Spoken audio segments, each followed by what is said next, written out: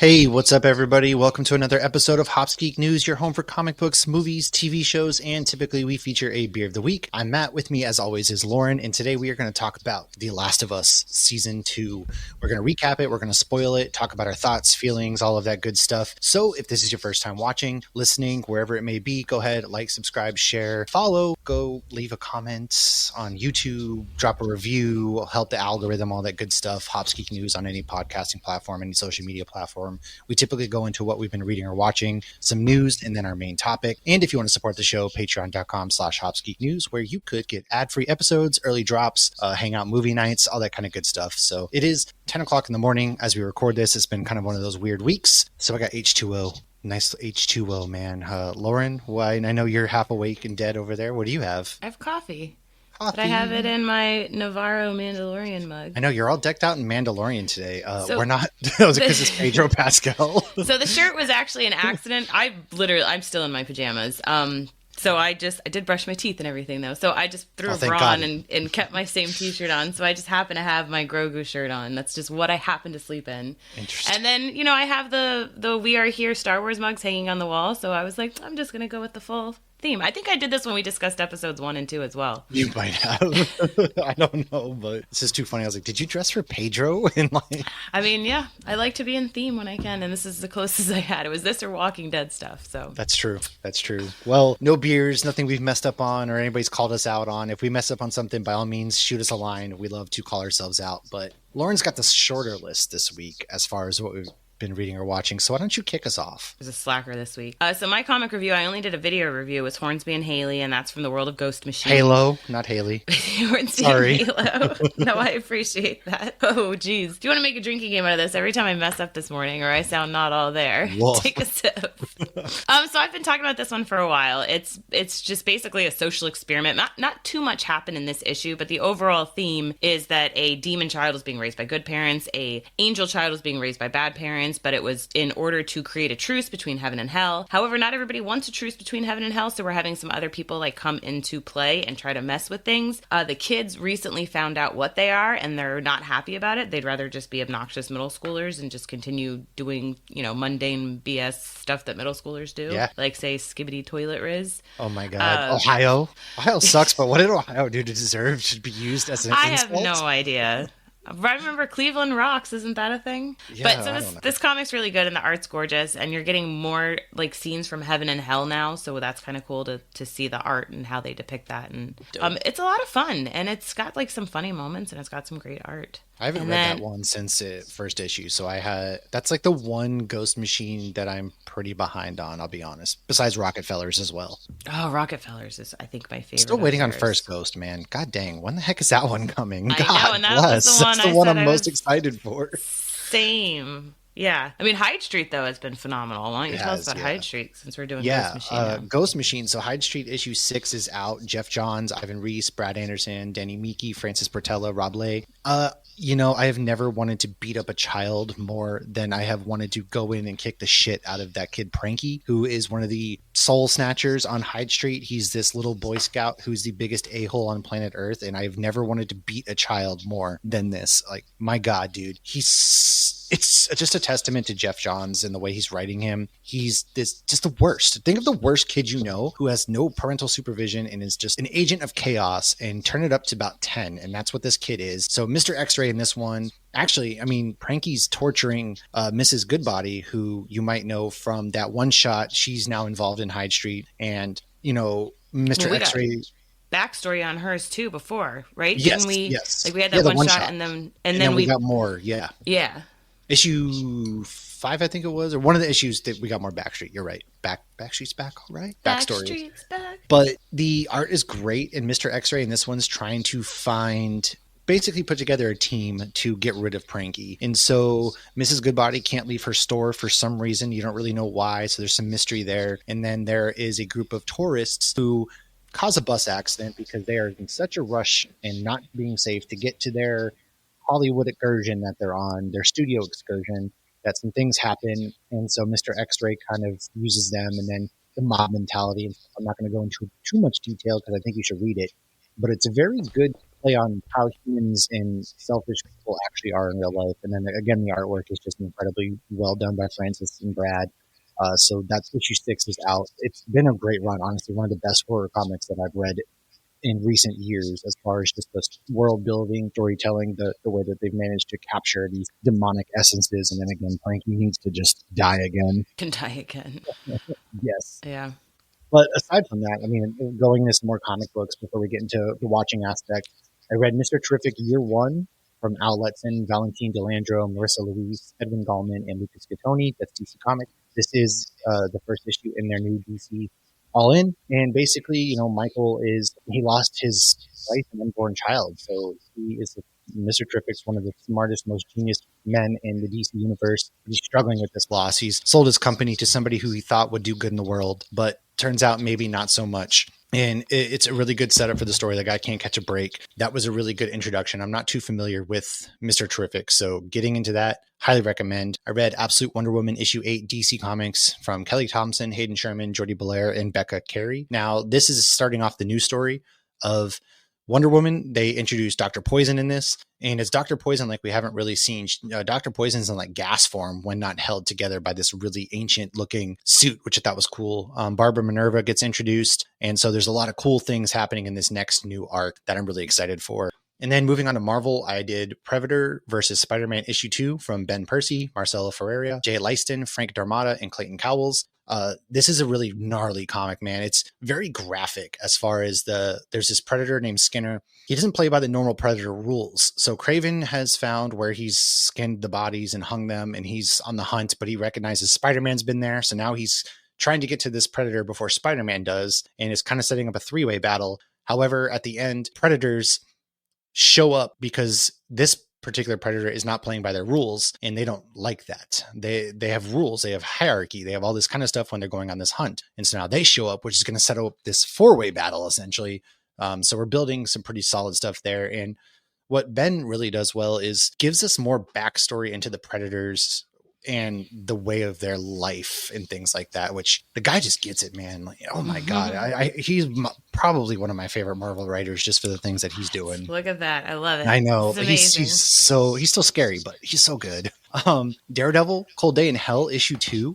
I didn't read Marvel. That either. It's been a week, man. It's been a week. Ugh. Charles Soule, Steve McNiven, Dean White, Clayton Cowles. Now, I thought this was like a 5-issue, but it's only going to be 3 issues. So I'm kind of sad. That's it? Oh, I think it's only 3 issues. Yeah, and I'm pretty sad because this is very much Dark Knight Returns vibes with Matt Murdock. I can see that. We get a surprise appearance from Foggy and somebody else that I won't go on and, spoil. Right. But Bullseye, who I didn't think they explicitly said that's who it was at the end of issue 1, and I didn't know it until issue 2, but Bullseye was the guy who had Frank hung up on the wall, and they're chasing after the spoil. I was wondering who that was. Okay. I was like, I supposed to know who that was? I didn't feel like they gave any telltale signs. Well, that's what I thought too. And then they made it just in the second issue. Oh yeah, it's Bullseye. You should have known that. And in my head, I was that guy. I want to go back and reread 1. Same. Did I miss something here? But yeah, it's Bullseye. And they're trying to kidnap that girl because she has like this radiation powers. They're trying to do something in this world, and the coloring with the background of, this post-apocalyptic New York City and the way Matt's suit is stitched together, but his powers are going in and out. So he's on limited time because powers are only supercharged due to what happened in issue 1, but they are fading. And so good. So like I said, Dark Knight Returns vibes the whole way there. I did forget that my last one was a Peacemaker presents Vigilante Eagley double feature. You were on fire this week. DC Comics again. Sorry. Issue 3 of 5, Mitch Gerrits, Tim Seeley, Rex Ogle, Matteo Lolli, John Calise, Pat Brossow, and James Gunn. So you said Mitch's last name right. I did. In my head, I was like, look at that. It's because I practice in front of a mirror every morning to start. That, how now, Brown Cow, unique New York, I say Mitch Gerrits. Mitch Gerrits. But this is so good, man. I mean, the way that Mitch and Tim, they collab on the Vigilante portions, and it's just capturing that spirit, and it ties into the show apparently, which I thought so, but I wasn't 100% sure, but somebody confirmed that it does. And then with Peacemaker, he's on this island, and the League of Shadows is hunting these people for sport. And it's just funny the things that Peacemaker's out there, we should get naked and fight. And people are like, what? And then there's this one guy that's just other Chris. He says, I'm in. And he's like, Jesus, dude, you shouldn't be too eager. And it's just really funny because I hear John Cena's voice, and it's another gruesome graphic comic book, but I'm gonna have to grab that one. I believe he mentioned that when we talked to him at MegaCon, that it was going to be like connected and everything. I think he did, and I forgot. And if you read on nerdinitiative.com, I put that interview in there. So if you want to check out the interview again, it's on our social media there. Go on YouTube. And then rolling into the two things that I've watched.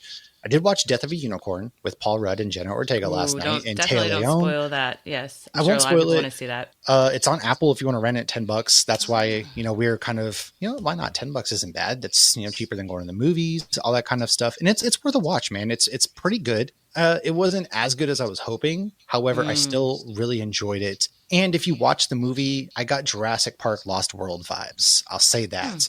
Which, if you watch the movie, you can kind of see why. But I thought it was pretty funny. Jenna Ortega and Paul Rudd play off each other pretty well. They had some really good chemistry. Some of the deaths are pretty brutal, graphic. And I thought the unicorn design was really cool as well. So watch that. And then I discovered a show, which I guess had been canceled, and they're going to be reworking the finale to give it closure on Apple. But Mythic Quest.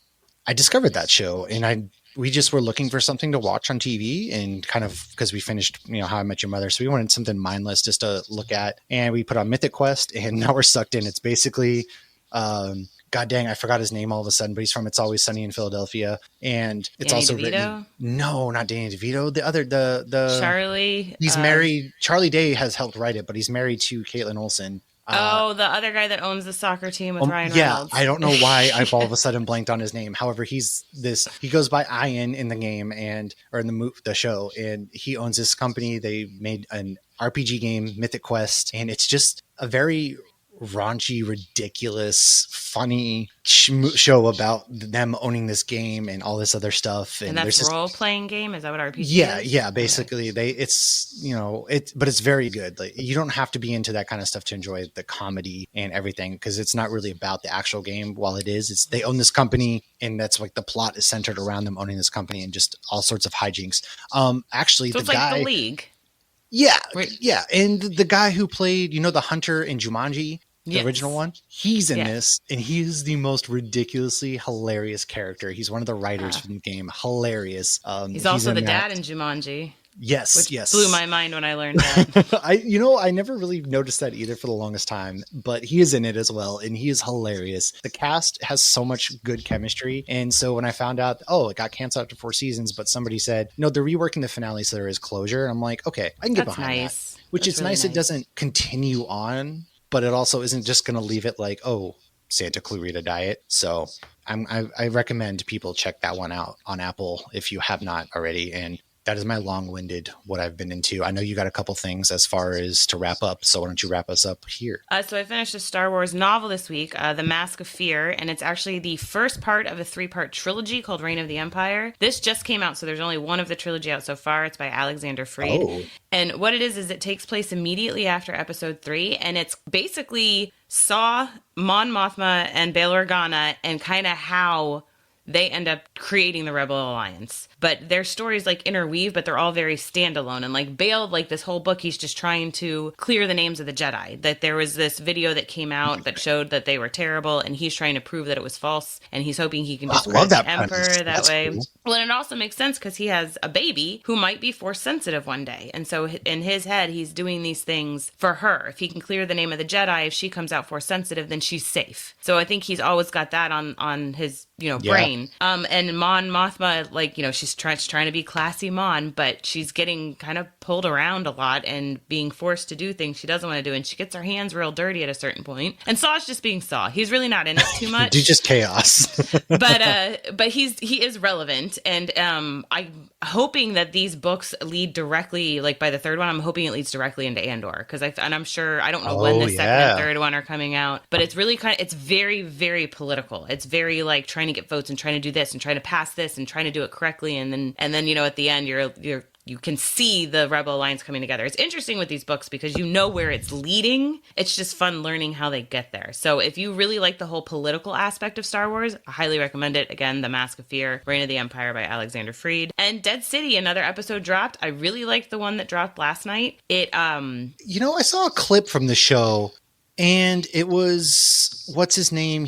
They were doing zombie fights but they can't touch. And so Negan jumped into it but Maggie was doing like some sneaking around or something. And the guy who was running the fights, damn it, I can't remember because he looked really familiar to me. But that's the clip I saw, and I was just like, interesting. Yeah, and that was it still didn't give me a nice to shoot. Oh, okay. Well, what it is they bet on the fights, and so they put 2 walkers in fight gear. They leave their heads vulnerable, and they pour guts all over their heads, so they're trying to eat each other, thinking they're human. And then they have like a legit. So you bet on the walker, and like, things have gone on in New York City with different groups where they've bet on these things for tools and supplies and whatnot. Oh, and of course, you find out there's more going on there, and Negan finds out there's more going on there. But you're really getting full on Negan. And so I've really enjoyed each episode standalone, but overall, not much has happened. So I'm really hoping towards the end we get like a payoff. We have 3 episodes left. So stay tuned. And my full reviews of the book and Dead City are both on nerdinitiative.com. All right.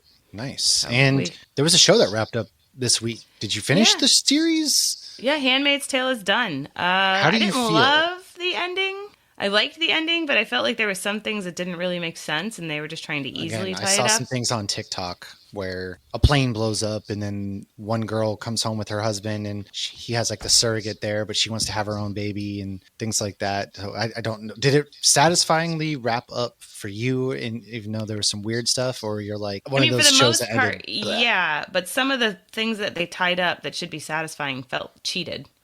Fair. It felt like that didn't make sense. Like, well, how did that happen? But I've never read the book, and I don't know. I believe there's more than one book. So I don't know if they're going to do a spinoff or whatever, because you see those things now and you're like, okay, is this AI? Did somebody make this up? Like, what the hell is this? Yeah. Is this real? I'll believe it when Hulu shares it. So that's unfortunate too. There's so many like AI videos out there now. And then I even saw there's some South Korean company that made this robot that's like in liquid form that can adapt and things. And honestly, guys, we saw a documentary film about this that didn't turn out too well. It was called Terminator 2. To show why that's a very terrible idea. I'm just saying, but you're right. AI is kind of becoming kind of scary and a problem because you've seen videos, and I've seen videos that look really real, and there's AI voice, slightly off about the mouth, but now it's really kind of a scary landscape, going forward in real life of, okay, we're getting really good, but that's my soapbox. Anyways, we'll be back. I agree. In just a second. We got a quick ad break, and then we're going to come and dive into some news. What's up, comic book fans? Are you tired of expensive coffee with artificial flavoring? Are you also like Lauren and I, to where you can't get your day started without that delicious, perfect cup of coffee to get you jump started in the mornings?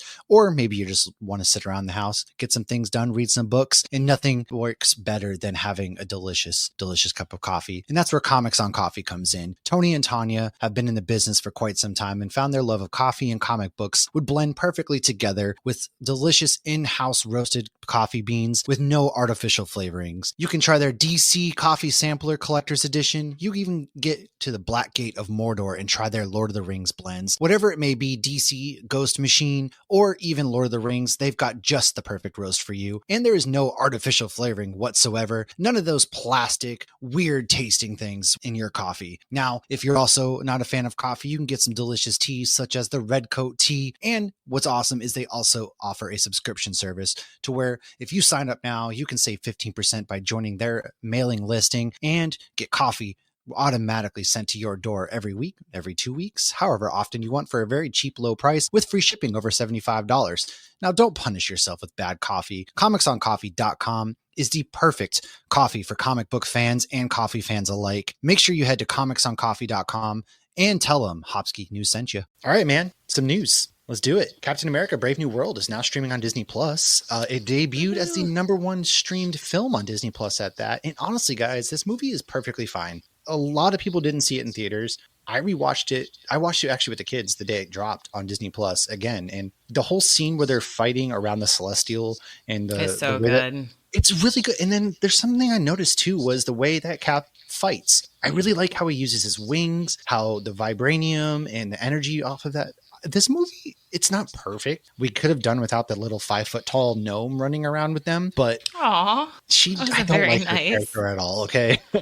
But I'm not sure what they were. I mean, I think we were she was supposed to be to like Sabra, her. who's Israeli. No, I know the backstory of it. Yeah. Sorry. But I don't know. Like, we were supposed to like her. Like, she was nice, but she wasn't lovable. She was just I didn't like her. She was funny with Bucky. She's like, he's taller and more handsome in real life. Yeah. And he's like, he's 110. She's like, I can work with that. But the movie's good, man. The CGI gets a little weird, obviously, at the end fight. But yeah, I mean, the movie's perfectly fine. If this came out before Endgame, again, Endgame kind of ruined a lot of people's expectations. This movie is perfectly good. It would have been a great entry. And so I think you all should go and, go watch it. What's the next piece of news we got? So Marvel and DC are teaming up for a comic book featuring Batman and Deadpool. It will be 2 different one-shot comics. Yes. Zeb Wells, Grant Morrison, Greg Capullo, all working on these. How do you feel? I don't really feel anything. I mean, I'm sure I'll read it, but it seems like 2 very odd characters to team up or go against each other. But Batman and Deadpool together at all. I will be 100% honest. Honestly, I know. Ugh. I don't feel the need for a Marvel DC crossover at all. Okay, time out. Whoa. 2 different universes. So back in the 90s, we used to have Batman and Spawn, all these crossovers, and the crossovers are honestly great. I love the crossovers. All right. I think actually we could do some more crossovers. I don't like that Batman and Deadpool are together because I know Deadpool's a spin-off of Deathstroke, but his original was. He's not anymore, I right. feel like. Well, what I'm saying is like I just don't see them meshing well, despite they're good characters. And I also don't really like Deadpool a whole lot either. So, but Deadpool's a character that obviously sells well and is popular. So I get it. But it depends. I've read Deadpool ones where I was like, okay, this is like he's trying too hard or the jokes are too obvious. But then like, okay, the Ben Percy Deadpool Wolverine, go check that one out. That I did not read it this week. I haven't had time. Ooh, but I'm telling Ben and he's going to flex. I thought you were going to say Ken. I'm like, Ken knows I said I might not have time. But that one's been really good. And it's been a really good representation of Deadpool and Wolverine together. And when Percy's Wolverine one, the 50-issue run, he had a couple that Deadpool was in, and it was the same thing. He writes a really good Deadpool with a really good Wolverine. And so that run so far has been great. I think it's 4 issues in, maybe 5 now. I've heard, I don't know. Well, who knows? I'm going to read it. And then there's more crossovers coming out, so who knows? Maybe it'll change my mind. My comic stack is getting really high. I need to put in some more. Yeah, dude. Well, hey, look, now this is your official indoctrination into being a comic book nerd. Your reading list grows and it never dwindles, and it just continuously stays massive. Well, I usually go big and then I'll shrink it one day, and then I'll go big and I'll shrink it one day. But I don't know. Now I started the Nerd Initiative book club. Yeah, it's been Memorial Day and kids are done with school, and you've had other things going on. So that's the end of the school year. Listen, it's all good. It's okay. But there's a trailer coming today when we're recording this. Are you excited about Gen V coming back? I am. There is a trailer. It just says coming soon. We don't have an exact date yet, but I'm hoping we get another. Well, imagine whenever the trailer comes out, they'll tell us. But still haven't gotten a Soldier Boy pillow. They were actually selling them at the Supernatural Con, but they look. That's something I feel like Tabby would be able to make. Okay, why has Tabby not made you a Soldier Boy pillow yet? Because it's not something you make a family member. Here, Lauren, I got you this. And Peacemaker. So we have some info on Peacemaker. It will take place 2 years after season 1, and it will tie into the new Superman, and it will continue to lead into the James Gunn DC universe. What they haven't come out and said, though, is exactly what's canon from season 1, because I remember hearing some will be canon and some will not. They haven't. I agree with that. I'm interested to see. So we've seen behind the scenes pictures, and there's a theory going around that our Peacemaker that we know in that crew is coming from that universe into this new universe, because it looks as though in one of the shots, Peacemaker's behind Peacemaker. So I'm wondering if he kills the new DCEU Peacemaker and takes his place, and they kind of come into the universe, because it looks like they're in this weird multiverse travel thing. And so I'm wondering if that's what happens. But again, that's a theory going around based off of screenshots from the trailer. But so I guess we'll just have to wait till it comes out. Yeah, I would like that. Okay, that would be a really good way to do it if they do bring through. And DC's always done a really good job with multiversal stuff. So who knows? So we'll have to wait and see.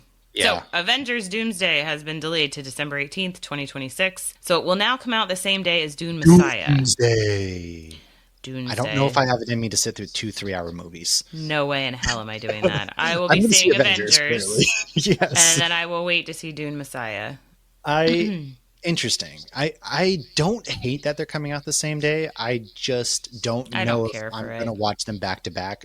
I'm a sicko, so I probably will. Who knows? However, I'm cool with them delaying it a little bit because there's 70,000 characters involved. Yeah, And I'm fine. so I just that's wish it fine. wasn't coming out right before Christmas. And now Secret Oh, Wars has been yeah. pushed to Yeah. December 17th. And like I know Spider-Man came out at Christmas, but like they ended at Christmas time, so I feel like Yeah. that made it okay in my I head. agree. December's a tough month. It really is because there's so much going on, whether you celebrate Christmas or not. It's just a busy month in Yeah. general for people. This is probably going to be like the last day the kids are in school. There's probably going to be shit going on, like some end of the Yeah. year party or concert or something, and I'm going to be like, "Okay, guys, we got to go to the movie theater now." Screw them kids. You know what? They're going to be older. I'll What? leave kids at home. 2026? Oh, Brielle will be in high school. Oh God, yeah, That's 2026. weird. Oliver's gonna be in 5th grade, so he can stay home by himself. But he'll probably go with me. Where you going? I'm going to see the movie. You watch your sister, punk. Make sure you Anyways, come home to a nice, clean house. if you are in Chicago Of Music Science. of Maybe Science and Industry, I think that it's might have been on museum. me. I think it's museum too. I'm pretty sure it's museum. Lauren, we were just gonna Chicago tease over Museum of there. Science and Industry is getting a Spider-Man exhibit. So if you're in Chicago, Google that. Spider-Man.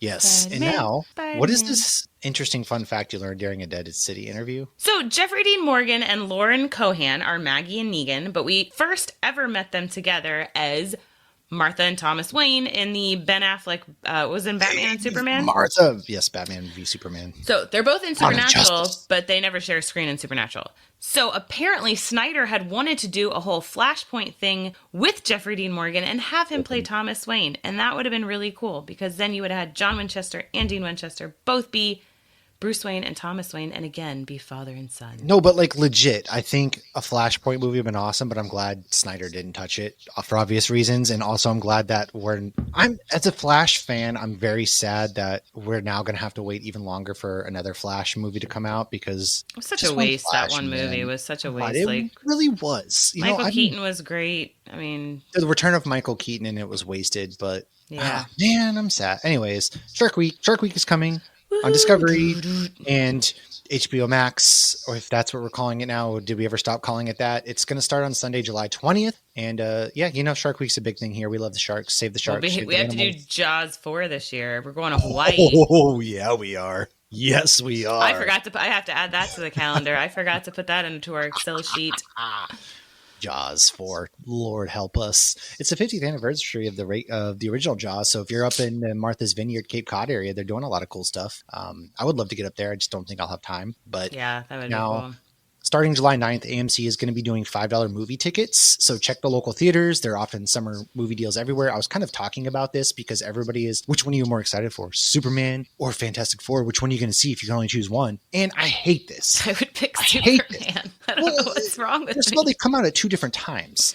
Number one. I know, they're like 2 weeks I would apart. also Superman, but listen, That's guys, expected of you. I should us be ashamed. nerds. I'm loving it. I'm going to live for that moment, by the way. But us nerds, these movies, they do well. We do well. It doesn't have to be an either or. It's not one versus the other. Go enjoy both of them, man. Because if they're both doing well, they're competitive against each other. That means they're going to make better content. That means You never we're know. living.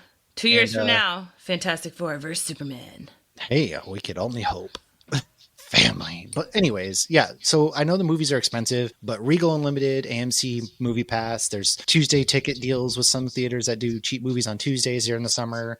$5 movie They tickets. do old movies too. For Use your like a couple points. bucks. Yeah, take advantage of all those things because get to the movies if you can.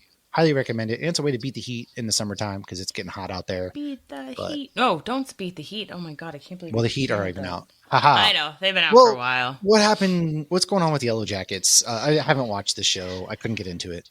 I haven't watched 3 because I didn't love 2, but it's been renewed for season 4. So, and I heard season 3's been doing good. Tracy's So, been all about it. She says it's really good. yeah, that I've been told by a few people that said season 3 is really good. I just I'll maybe when I get Showtime for Dexter, maybe I'll watch it then. So True. Carl Dexter Urban Pictures. is coming back in the Dread series on Amazon. I'm Did you ever excited. watch that? Yeah, Dread is a good movie. It's I've really never- good. I've never okay, seen you gotta any of watch that them. movie. It's really good. All right, maybe before it comes back, we'll do.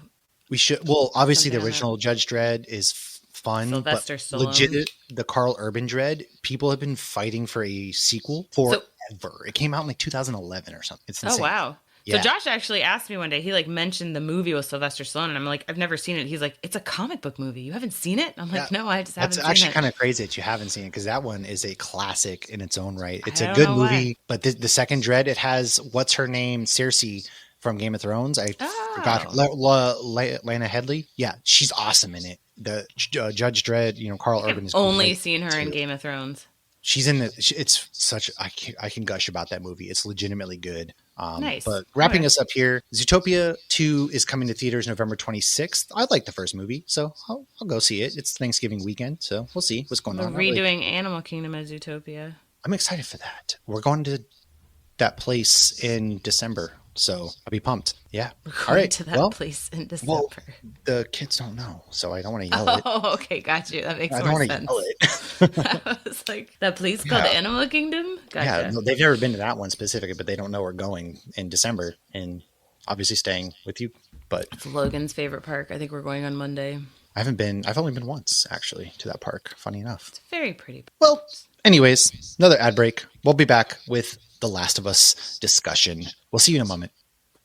All right, nerds, what's up? We're back. The Last of Us season 2. It's finished. It's over. Lauren Deep Sighs. I know she has some thoughts. So why don't we start it off with like our spoiler-free thoughts of season 2 as a whole? I know we covered the first couple episodes, but we just kind of had a lot of things going on, so we didn't dive into it. So let's go with your spoiler-free thoughts to kick us off. My spoiler-free thoughts were season 1 was almost perfect. Season 2 has been much, much less than perfect.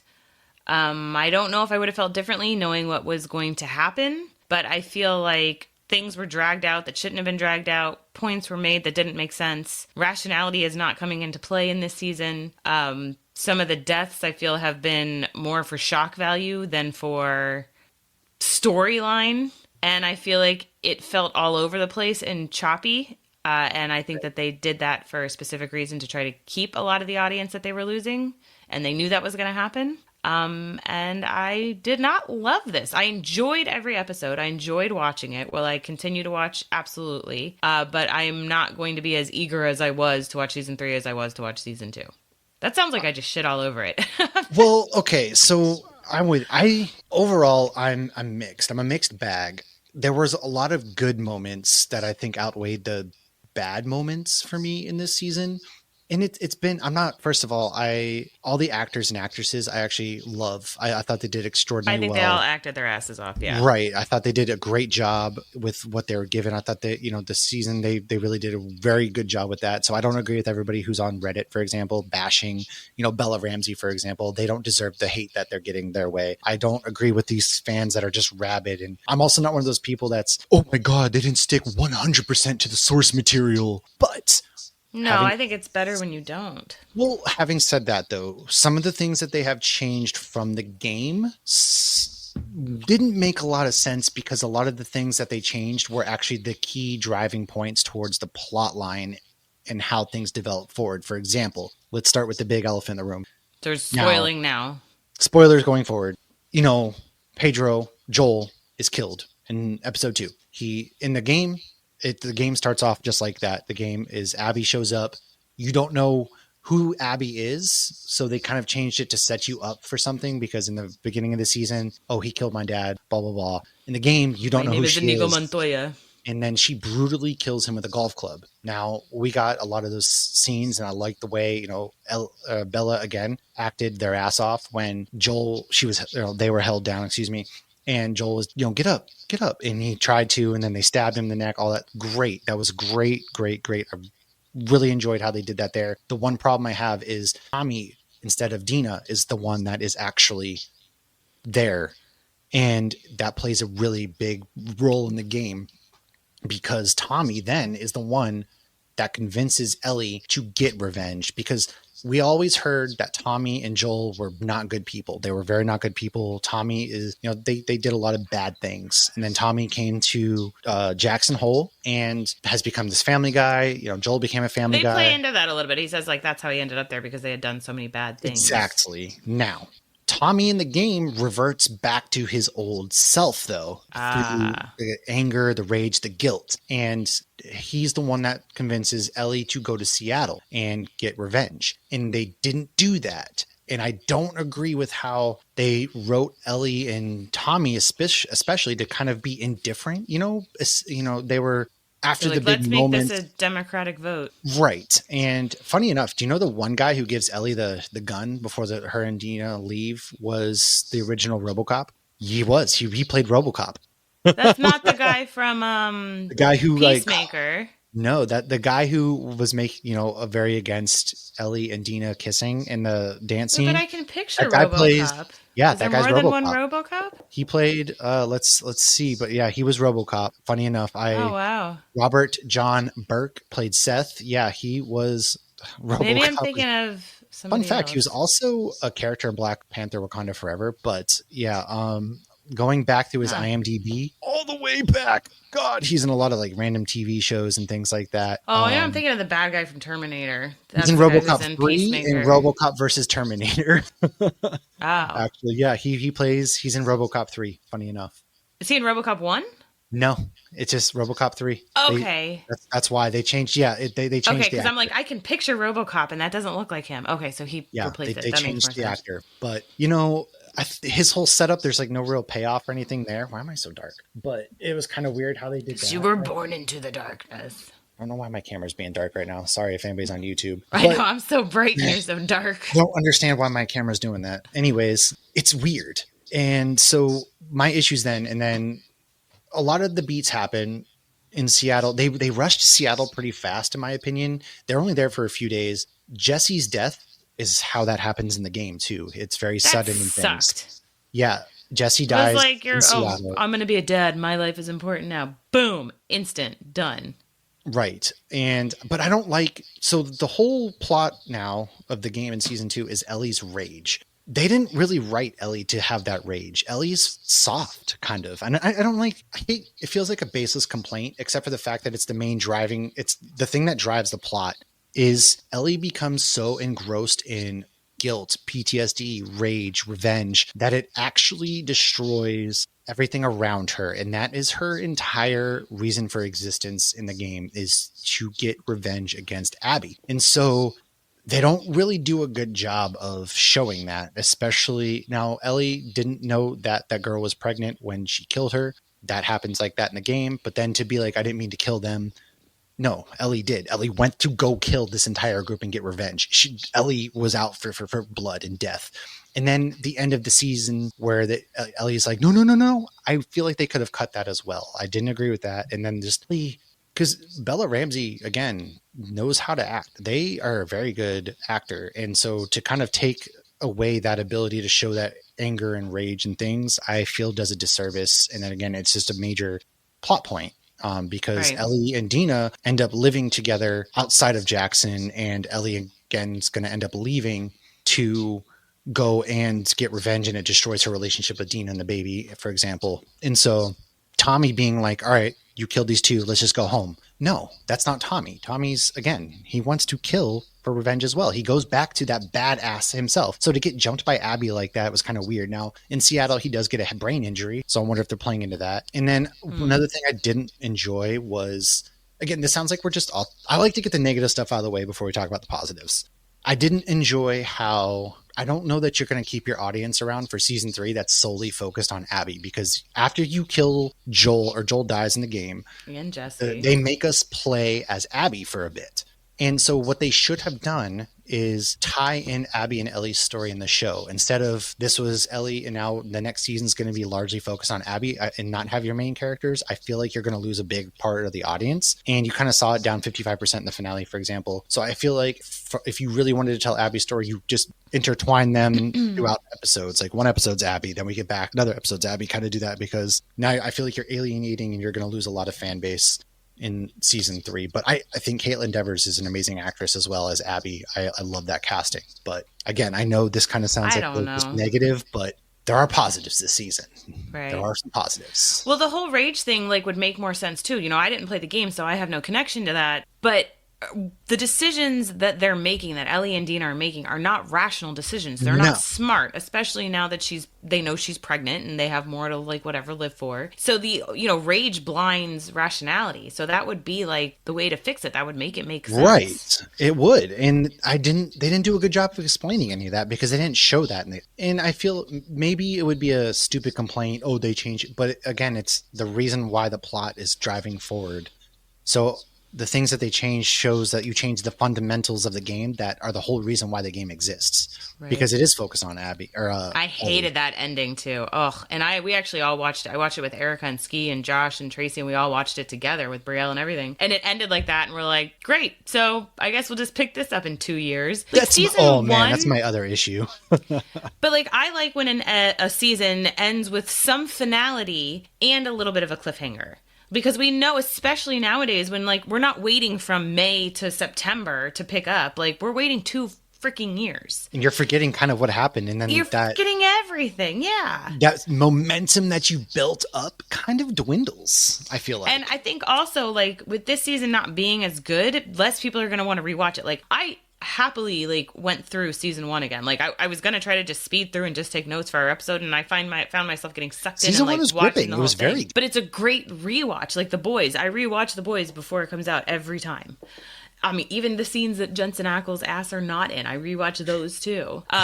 But it's just like, I'm not eager to rewatch this in 2 years, where when a show is really good, it's like you're almost excited to kind of forget some of it so you can have those moments again and be like, oh my God, I forgot how good that show was. And so all of us were just kind of like, and like there's not going to be it's not going to be a satisfying moment when we come back because it's been so long. Right. And that's a problem with like TV that I was kind of talking about in general is, and I know we've had writer strikes recently, we've had COVID, but I only feel like that's not as much of an excuse anymore because it shouldn't take you 2 years to film these 7 episodes, especially now that Pedro's kind of out of the, right, you don't have to work around Pedro's out of the picture, schedule. right? You don't have to work around his schedule as much. No, he's going to be in more flashbacks just so people come back to see Pedro Pascal. Like, it's going to be in his Fantastic Four costume. I'm just here real quick, just for a quick cameo. There's no reason you couldn't have already been filming or started filming this next because I don't know how any of that works. This was a prior and all day. That BS. But we had 6 seasons of Game of Thrones 1 year after the other, for example. And I know there's different pre-pandemic, pre-writer strike. I get that. However, it was a far harder show to make than The Last of Us, for example. Now, you're going to make us wait 2 years for 7 episodes that ends, I'm fine with cliffhangers, but it ends in almost this unsatisfactory way where now you want to come back sooner, because if you're waiting 2 years, I feel like a lot of these look at Stranger Things, for example. Stranger Things started in 2015. Like, what's Stranger Things? I haven't heard of it. That girl just graduated high school, and she the kid's little sister. Yes, I can't remember her name. She's we're super only funny. about to get a 5th season, and these guys aren't exactly. Finn Wolfhard was in a bunch of stuff, but like, what the hell is the holdup? Peter Jackson filmed Lord of the Rings back to back to back all together. Okay, for example, I know that's a long time ago, but I feel like TV shows in general now have gotten kind of lazy. Like Amazon takes years in between, HBO's taking years in between. And I feel like that's killing a lot of hype into these TV shows. And then you're seeing things get canceled because people are tired of waiting multiple years in between. Well, I think the one thing like The Boys does really good, and maybe I'm biased because I just really love that show and I really love the comic, was their social media game is on point, and their social media is always relevant. Yes. Yeah. So it's like they're never too far out of your brain. And now with doing Gen V, it's, like I didn't think Gen V was as good as The Boys, but there's still a lot. And the way season 4 ended, we saw some of the Gen V characters. So I feel like this Gen V season should, I would think, have more of the Boys characters because I feel like they're making it intertwine more. So. Well, and not even that, but they've already established The Last of Us is only going to be 4 seasons. So you're telling me now 2029 at the earliest. It's going to last like 8 years for 4 seasons. Yeah, again, man, like I feel like you're doing everybody a disservice here.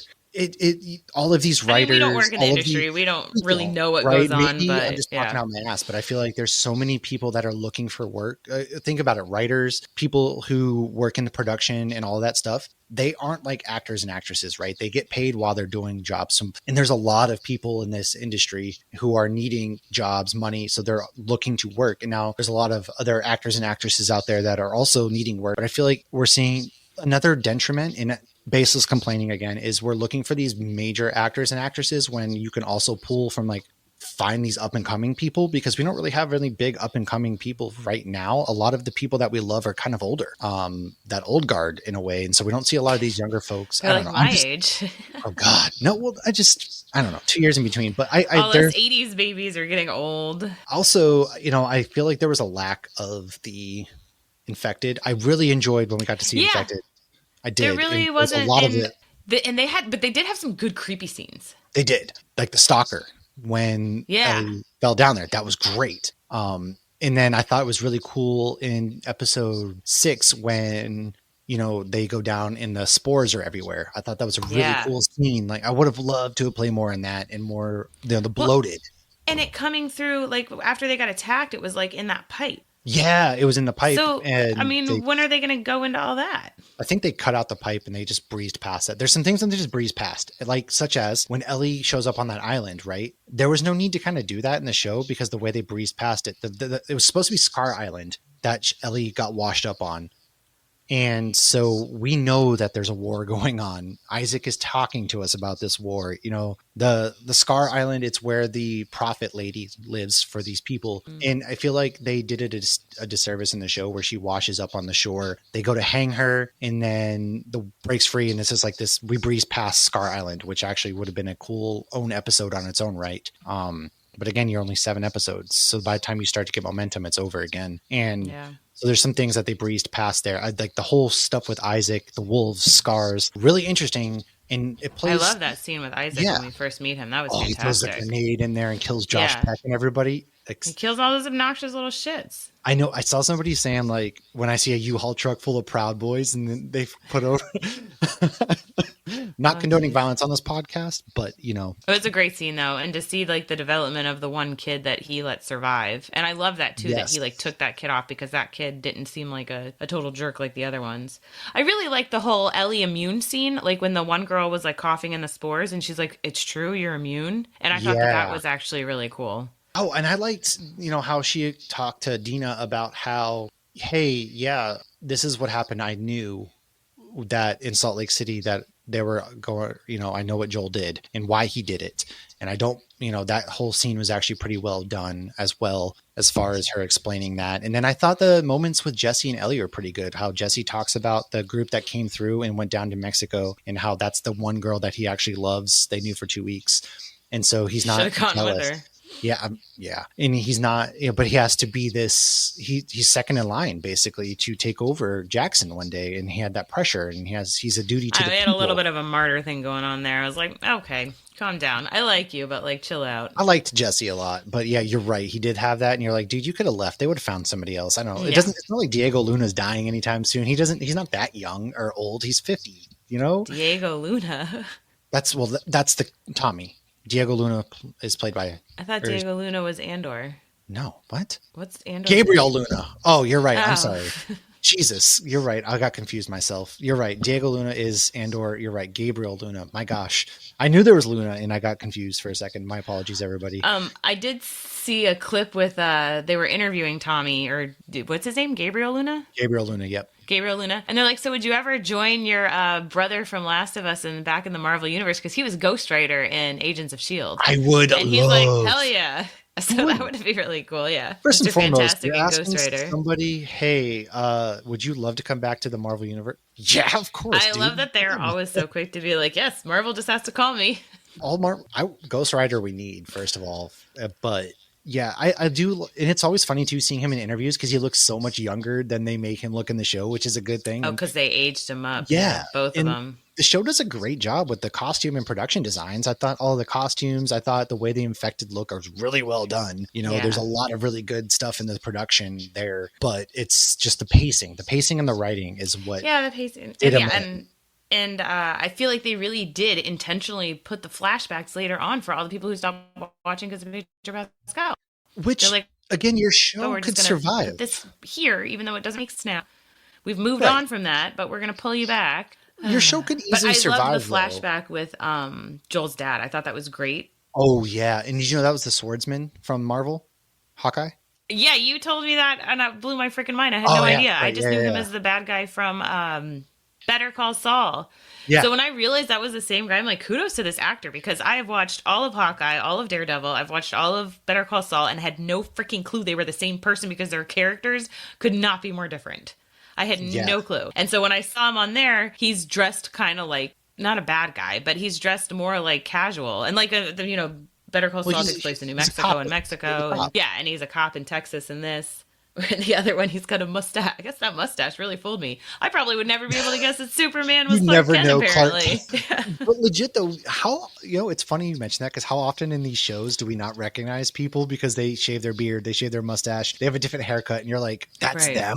And then we're all crapping on... I'm usually pretty good, too. But he also has an accent, so, like, I didn't recognize the voice either. He has an accent in Hawkeye that's, like, funny. He's like the Italian or whatever it is. Maybe that's why, because he's playing an Italian. Is that what he's doing in Hawkeye? And he's clearly Mexican in Better Call Saul. You're right. Maybe. I don't know. But you're right, though. It is funny. I would be fooled. Anybody who I never, in the whole black hat Marvel disguise, I guess I'd be fooled by that too, man. Kudos to them. Got me. Dude, yeah, that guy's amazing. I can't wait to see him in more.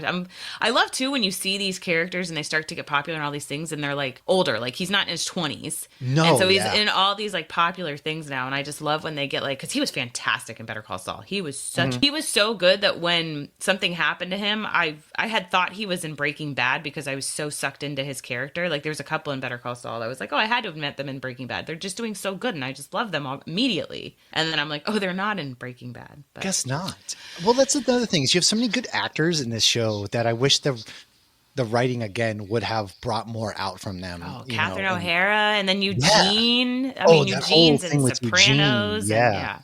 I didn't recognize him at first either until you guys had mentioned that, and I was, oh, that is him, the cop guy from Bad Boys and everything. I didn't recognize him at first. I recognized him immediately. I hate him in Sopranos, but that means he did a good job. Yeah, he's always a creepy little guy, I feel like. He has that face. I don't know. Small, bald, white guy. I don't know. I feel like there's something creepy about them. Maybe. I don't know. That was an interesting thing because it's like, I understand why Ellie was mad at him, but I didn't think she was to appropriate degree mad at him because he did give him a peaceful death and he did what he needed to do to protect the community and follow the rules. Kill one to save 100 kind of deal, right? Like... Yeah, I feel like that was too big of a risk to bring him back. But taking him to the lake, talking him through it, helping him see his wife. But then Ellie just friggin' threw him right under the bus. But I mean, she did it because she saw she's him young lying. And she saw him lying. I get that. But again, I don't fault Joel for doing that. I would have, honestly, man, I don't want to risk this sanctuary that we have and all these people and young people and old people and just this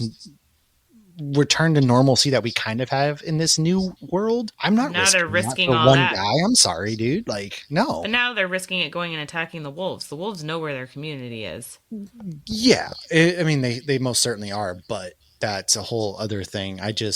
Ellie, girl, we could have not been, but it is what it is. I just wonder who's taking care of Eugene's pot farm now. Somebody needs to make sure that the pot's all good, man. Go in the store or whatever? It was Jesse. Nobody was. It was Jesse and Ellie. They were in there and nobody, because it was during the Yellowstone storm, which was building up to when, Pedro gets stabbed. Yeah. I also felt like his death wasn't like momentous. When a main character dies, like I was expecting him to still get up. I mean, he's on the floor with a friggin' thing sticking out of his neck. And I'm like, honestly, I'm cool with that because up. Not every death is going to have like that. It was just showed that he was just a regular person, and a show could have survived very well moving forward if they had played into Tommy and Ellie's rage a bit more. I feel like that would have been really captivating because you're going to lose some of your audience that's there for Pedro, and with really good writing, you could easily capture these people with a really captive story. But the way that the pacing was, I feel, is why a lot of people also fell off, because I feel like more people fell off who are fans of the franchise and the game because of the way that the story and the fundamental things that they changed versus the fans that fell off because Pedro's dead. Like, there's more people that fell off for like my reasonings. I'm still through it. I'm going to see this whole way through, but people mad about some of the pacings and writing versus those who are like Tabby, who fell off because they love Pedro and now Pedro's dead. Maybe when we rewatch it next time, you should watch like episode 1 and then watch the flashback. I do wonder if, and then watch Pedro die. I'm curious to see if this is going to be, I am very curious if this is going to be better upon binging. Maybe this is a better binged 7 episodes. So when we revisit before season 3, I'm curious to see like if we feel the same.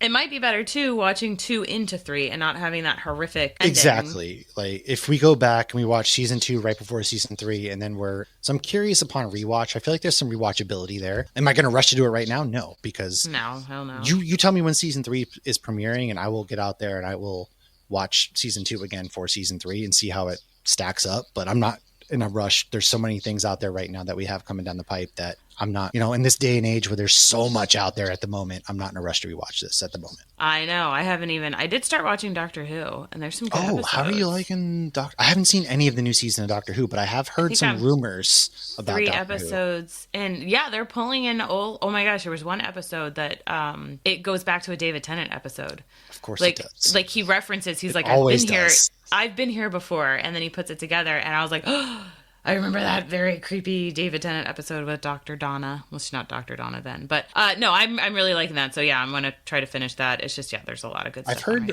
rumors that Rose is going to be the new Doctor if Ncuti is done with playing the Doctor. Yes. I have heard the rumor going around right now is that she would become the Doctor.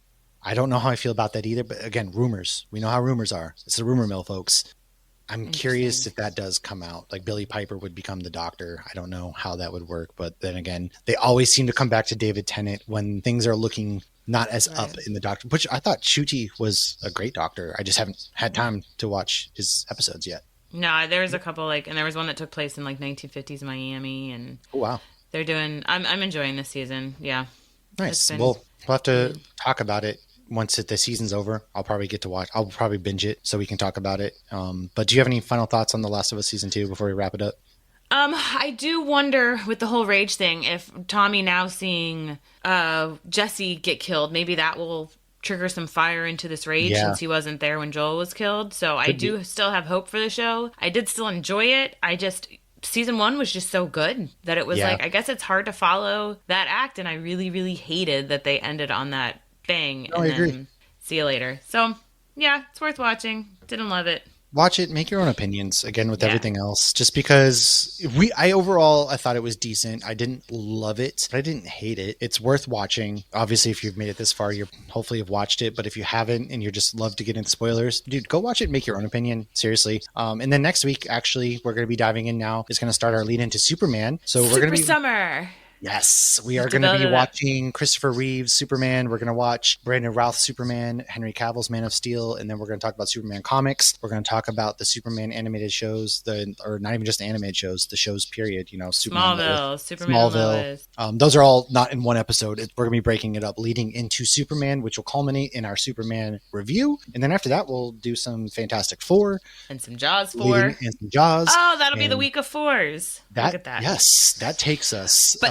Through July. We're also doing Super Summer because we will be trying to catch up on Supernatural because September 13th is the 20th anniversary. So hopefully by then we've gone through all 15 seasons and we can just have a fun conversation about the show as a whole. Yes. If you have happened to join us from any of our Supernatural panels or anything like that, yes, we've fallen off the wagon a bit. However, last week we talked to Jeremy Adams. We're half the episode. We talked about him writing Scooby Natural, Last Call, Last Holiday. And now, probably starting after this week, we are going to be releasing a Supernatural episode as much as we can because we're on season 11, halfway through season 11, recapping, reviewing. And so we're going to be going through that through the summer to get us ready for the 20th anniversary. So yes, we are bringing back Supernatural. Yes. We got Superman, Next everything. Week will be Christopher Reeves. Yes. Haven't really seen that movie since I was a kid, so I can't wait to revisit. I haven't either. I'm excited to rewatch it. See how it goes, man. But thanks everybody for hanging out one last time. Patreon.com/HopsGeekNews if you want to support the show. And Hopsgeek News on any social media platform, all of that good stuff. Go subscribe on YouTube, drop some comments, drop some reviews,